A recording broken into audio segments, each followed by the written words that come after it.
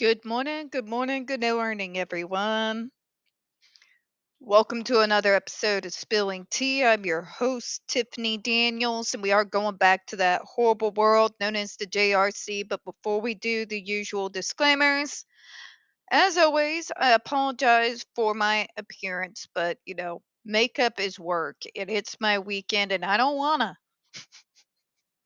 All right, so sorry for the close up of the ugly bug. Anyways, folks, if you are unfamiliar with the Stop the Shocks campaign or the campaign against the troubled teen industry, you're going to find all the pertinent links right there in the description box. Please, in particular, take note of the article written by NeuroClastic, a small non for profit started by autistics for autistics. In it, they interviewed over 900 ABA professionals in regards to the JRC's so called behavior modification program. The Judge Rotenberg Educational Center doesn't want you to read that article so much. They threatened NeuroClastic with a defamation lawsuit if they did not remove it from the website. So, folks, you know the drill. Read the article, share it on all your social media. Thus far, we have not had any updates in regards to whether they wish to pursue it or not.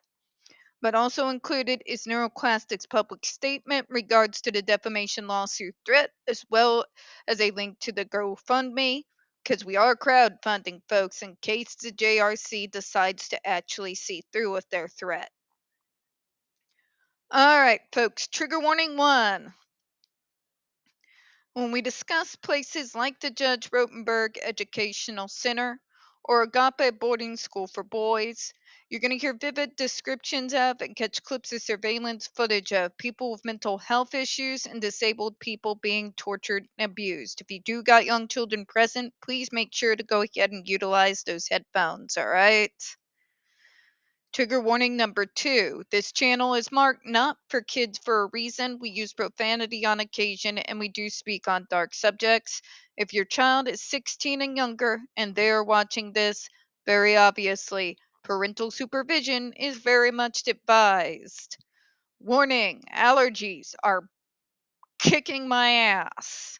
If you hear any sneezes, weird noises in the throat, or sounds like I am getting ready to hawk up a lung, or itchy. Apologies for that in advance. Gotta love unprepared for springtime scent help. Alright. Okay, so where we left off last time.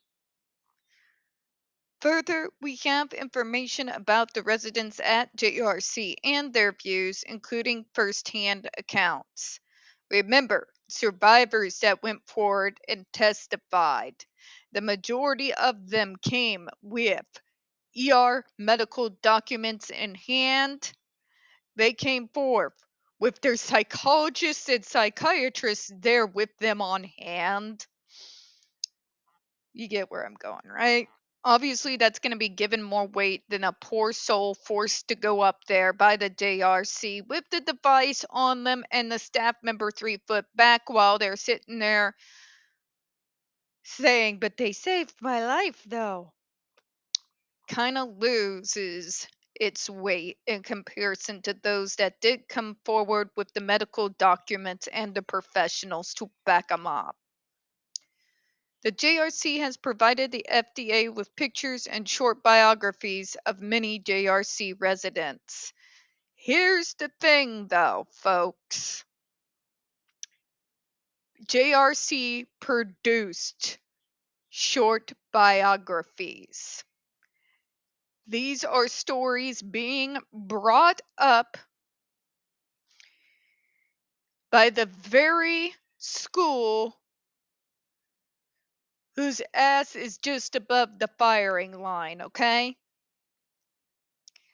It is not an authentic gathering of individuals that are coming forward to tell their stories in regards to the success of the JRC. It's not organic. These people are not doing this spontaneously, okay?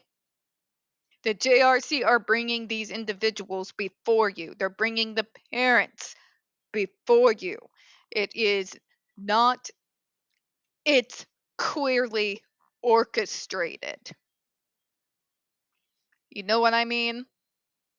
But you can say, but Tiffany, what about the survivors speaking against JRC? Couldn't you say that that's orchestrated too? Yes, you can make that argument. But why is that different? Because these individuals are not trying to save their ass, all right? They had nothing to gain to go before the FDA. These people are not going to receive any form of compensation for going forward and telling their stories. There is no incentive for them to have gone up there and produced those very personal ER documents and medical records to the FDA. Whereas the JRC, on the other hand, very much does have incentive to try and turn the ruling in their favor. That's the difference. It also provided copies of emails expressing individual sentiments that are favorable to the JRC. Again, we've gone over those emails and they're unauthentic for the exact reason that I just said. Who benefits? The JRC does. Survivors can be orchestrated. It is true. I'm not going to sit there and lie to you.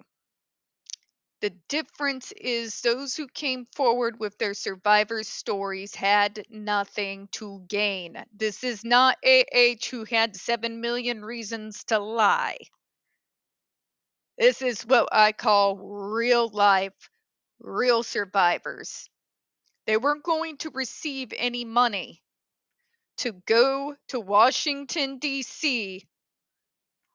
off of their own, some of them limited incomes, and provide not just their stories, but the medical documents and the professionals to back them up. They're not getting paid. There is no incentive for them to have done what they did.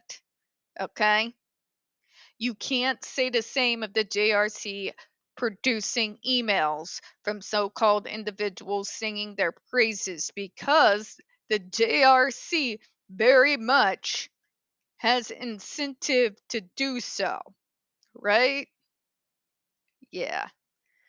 So, logically, reasonably, the FDA did not give those individuals the same amount of weight as it did to those who came forward with their stories and medical documents, okay? Because very obviously, the JRC had every reason in the world to do as they did. They would be compensated. They would be continuing to be able to use that device and continue to take money unchecked. All right. It makes sense. And then there's another area. The individuals that the JRC brought forward did not have the medical documentation to back them up. They're just stories. They can be as grim as the JRC makes them out to be, but there is no medical documentation to back it up. Huge difference there. During the panel meeting, individuals at JRC, including representatives of JRC, presented their views. FDA also conducted inspections of JRC. Okay? So this person that is sitting there commentating about how the FDA did not give the same weight to the individuals that came forward on JRC's behalf are complaining that, but it's not fair. It very much is fair. On one hand, you have survivors coming forward to tell their stories with absolutely zero incentive to do so. They're not going to receive any money for it. They're not going to receive any compensation for the gas, the plane ticket, what have you, to go up there and do what they did. They had zero to gain. Also different from the JRC, they had the medical documentation to back their stories up. This is not an example of listen and believe. This is listen and here's my receipts. Very different than what most of the world these days is used to, I know, but go along with me here. All right. And that pretty much covers it, folks, at least for that paragraph. We don't we're going to go ahead and close out, sorry. We don't get very many views on this channel. The few that we do get do tend to get removed from time to time. So folks, if you could, please don't forget to hit the like button, hit subscribe. Don't forget to use the comments. I appreciate your time this morning. And as always, folks, we here at Spilling Tea hope you have a good one. I'll see you in a few minutes.